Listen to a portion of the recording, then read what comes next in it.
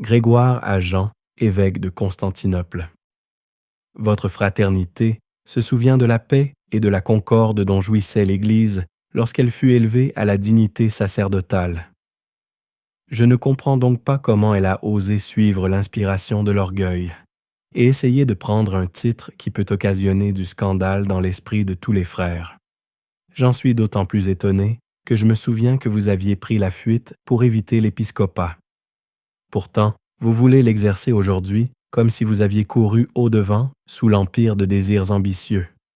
Vous qui disiez bien haut que vous étiez indigne de l'épiscopat, vous y avez à peine été élevé que, méprisant vos frères, vous avez ambitionné d'avoir seul le titre d'évêque. Pélage, mon prédécesseur de sainte mémoire, avait adressé à votre sainteté des observations fort graves à ce sujet.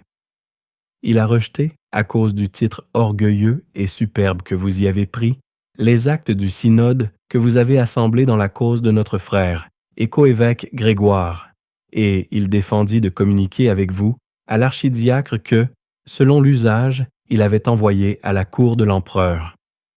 Après la mort de Pélage, ayant été élevé, malgré mon indignité, au gouvernement de l'Église, j'ai eu soin d'engager votre fraternité, non par écrit, mais de vive voix, d'abord par mes envoyés, et ensuite par l'entremise de notre commun fils, le diacre Sabinien, de renoncer à une telle présomption. J'ai défendu à ce dernier de communiquer avec vous si vous refusiez d'obtempérer à ma demande, afin d'inspirer à votre sainteté de la honte de son ambition avant de procéder par les voies canoniques, si la honte ne vous guérissait pas d'un orgueil aussi profane, aussi coupable. Comme avant de faire l'amputation, il faut palper doucement la plaie, je vous prie, je vous supplie, je demande avec le plus de douceur qu'il m'est possible que votre fraternité s'oppose à tous les flatteurs qui lui donnent un titre erroné, et qu'elle ne consente pas à s'attribuer un titre aussi sot qu'orgueilleux. En vérité, je pleure, et, du fond du cœur, j'attribue à mes péchés que mon frère n'ait pas voulu revenir à l'humilité, lui qui n'a été établi dans la dignité épiscopale que pour ramener les âmes des autres à l'humilité, que celui qui enseigne aux autres la vérité n'ait voulu ni l'enseigner à lui-même, ni consentir, malgré mes prières, à ce que je prisse ce soin. Réfléchissez donc, je vous en prie, que par cette présomption téméraire, la paix de l'Église entière est troublée, et que vous êtes ennemis de la grâce qui a été donnée à tous en commun. Plus vous croîtrez en cette grâce, plus vous serez humble à vos yeux. Vous serez d'autant plus grand que vous serez éloigné d'usurper ce titre extravagant et orgueilleux. Vous serez d'autant plus riche que vous chercherez moins à dépouiller vos frères à votre profit. Donc, très chers frères, aimez l'humilité de tout votre cœur. C'est elle qui maintient la concorde entre les frères et qui conserve l'unité dans la Sainte Église universelle. Lorsque l'apôtre Paul entendait certains fidèles dire « Moi, je suis disciple de Paul, moi d'Apollo, moi de Pierre », il ne pouvait voir sans horreur déchirer ainsi le corps du Seigneur, en rattacher les membres à plusieurs têtes, et il s'écriait « Est-ce Paul qui a été crucifié pour vous? Ou bien avez-vous été baptisé au nom de Paul ?» S'il ne voulait pas que les membres du corps du Seigneur fussent rattachés par partie à d'autres têtes qu'à celle du Christ, quoique ces têtes fussent des apôtres, vous, que direz-vous au Christ, qui êtes la tête de l'Église universelle, que lui direz-vous au dernier jugement, vous qui, par votre titre d'universel, voulez vous soumettre tous ses membres? Qui, dites-le-moi, je vous prie, qui imitez-vous par ce titre pervers, si ce n'est celui qui, méprisant les légions des anges qui étaient ses compagnons, s'efforça de monter au faîte pour n'être soumis à personne et être seul au-dessus des autres, qui dit « Je monterai dans le ciel, j'élèverai mon trône au-dessus des astres du ciel. Je placerai mon siège sur la montagne de l'Alliance, dans les flancs de l'Aquilon. Je monterai au-dessus des nuées, je serai semblable au Très-Haut. Que sont vos frères, tous les évêques de l'Église universelle, si ce n'est les astres du ciel? Leur vie et leur enseignement brillent, en effet, à travers les péchés et les erreurs des hommes, comme les astres à travers les ténèbres de la nuit. Lorsque, par un titre ambitieux, vous voulez vous élever au-dessus d'eux et rabaisser leur titre en le comparant avec le vôtre, que dites-vous si ce n'est ces paroles. Je monterai dans le ciel. J'élèverai mon trône au-dessus des astres du ciel. Tous les évêques ne sont-ils pas les nuées qui versent la pluie de l'enseignement et qui sont sillonnés par les éclairs de leurs bonnes œuvres? Votre fraternité, en les méprisant, en s'efforçant de les mettre à ses pieds, que dit-elle si ce n'est cette parole de l'antique ennemi? Je monterai au-dessus des nuées. Pour moi, quand je vois tout cela à travers mes larmes, je crains les jugements secrets de Dieu. Mes larmes coulent avec plus d'abondance. Mes gémissements débordent de mon cœur, de ce que le Seigneur Jean, cet homme si saint, d'une si grande abstinence et humilité, séduit par les flatteries de ses familiers, a pu s'élever jusqu'à un tel degré d'orgueil que par le désir d'un titre pervers, il s'efforce d'être semblable à celui qui, en voulant être orgueilleusement semblable à Dieu, perdit la grâce de la ressemblance divine qui lui avait été accordée, et qui perdit la vraie béatitude parce qu'il ambitionna une fausse gloire.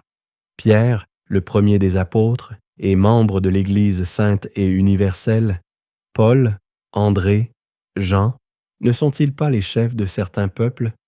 Et cependant, tous sont membres sous un seul chef? Pour tout dire en un mot, les saints avant la loi, les saints sous la loi, les saints sous la grâce, ne forment-ils pas tous le corps du Seigneur? Ne sont-ils pas membres de l'Église? Et il n'en est aucun parmi eux qui ait voulu être appelé universel. Que votre sainteté reconnaisse donc combien elle s'enfle en elle-même lorsqu'elle revendique un titre qu'aucun n'a eu la présomption de s'attribuer. Votre fraternité le sait. Le vénérable concile de Chalcédoine n'a-t-il pas donné honorifiquement le titre d'universel aux évêques de ce siège apostolique dont je suis, par la volonté de Dieu, le serviteur? Et cependant, aucun n'a voulu permettre qu'on lui donnât ce titre. Aucun ne s'attribua ce titre téméraire, de peur qu'en s'attribuant un honneur particulier dans la dignité de l'épiscopat, il ne semblât la refuser à tous les frères. Je sais bien que ce titre a été donné à votre sainteté par des familiers qui la flattent et la trompent. C'est pourquoi je demande que votre fraternité veille avec soin sur eux et qu'elle ne se laisse pas tromper par leur flatterie. Vous devez les considérer comme des ennemis d'autant plus dangereux qu'ils vous donnent de plus grandes louanges. Chassez de tels gens, et s'ils doivent nécessairement tromper, qu'ils trompent plutôt le cœur des hommes terrestres que ceux des prêtres. Laissez les morts ensevelir leurs morts, dites plutôt avec le prophète, qu'ils se retirent, couverts de honte, ceux qui me disent « Bien, bien », ou encore ces paroles « L'huile du pécheur ne parfumera pas ma tête ». Le sage a bien eu raison de donner ce conseil. Sois en paix avec tout le monde, mais choisis ton conseiller entre mille, car les mauvaises paroles corrompent les bonnes qualités. Lorsque l'antique ennemi ne peut pénétrer directement dans un cœur robuste, il cherche de petites gens et, par leurs moyens, il y monte, de même que, par le moyen d'une échelle, on escalade une muraille. C'est ainsi qu'il trompa Adam par une femme.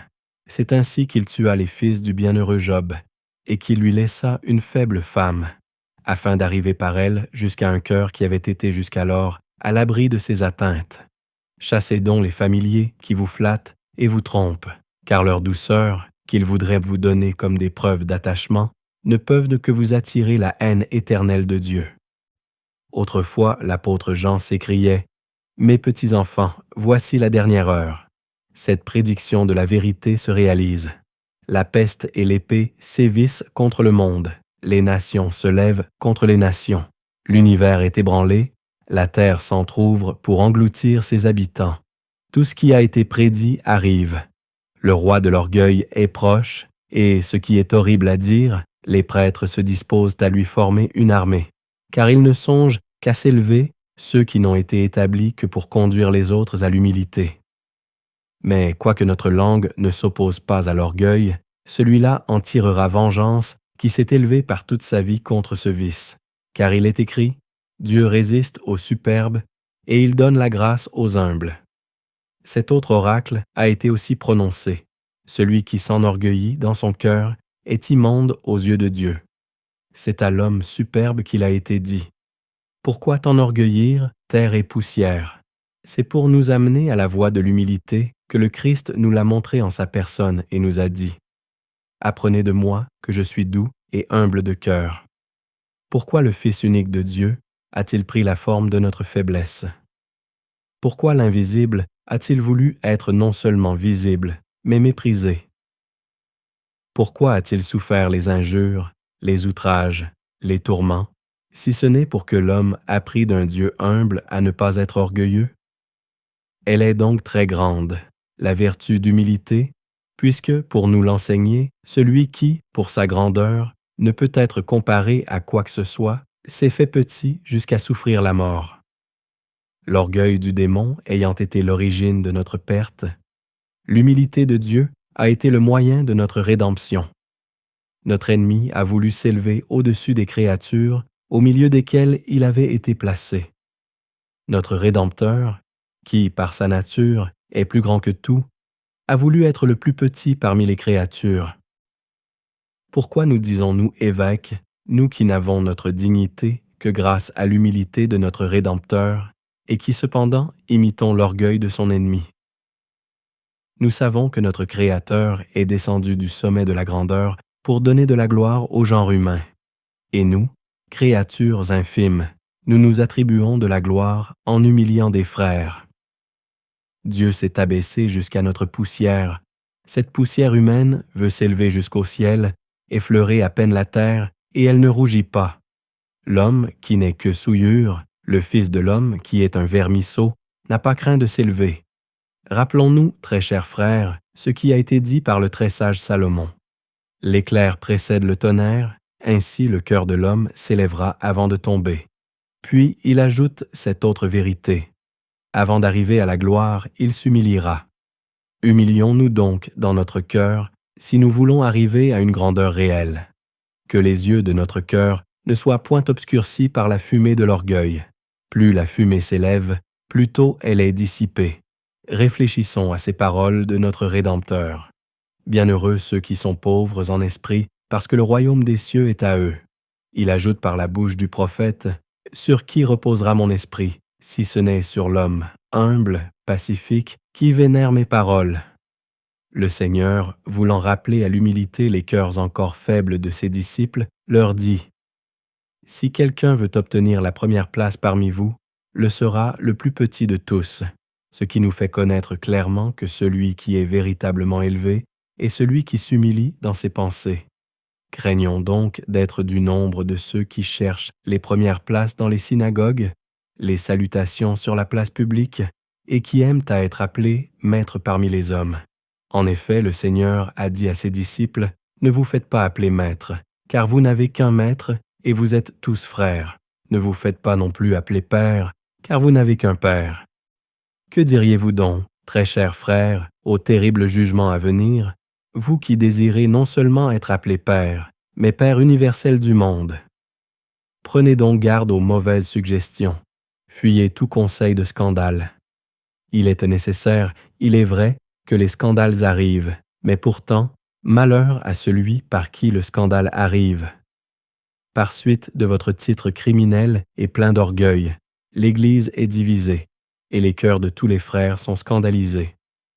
Avez-vous donc oublié cette parole de la vérité? Celui qui aura scandalisé un de ces petits qui croient en moi, il est utile qu'on lui suspende une meule au cou et qu'il soit plongé au fond de la mer. Il est écrit, « La charité ne cherche point ce qui ne lui appartient pas, et voici que votre fraternité s'arroge le bien d'autrui. » Il est encore écrit, « Honorez-vous mutuellement, et vous, vous cherchez à enlever l'honneur à tous, en voulant l'usurper illicitement pour vous seuls.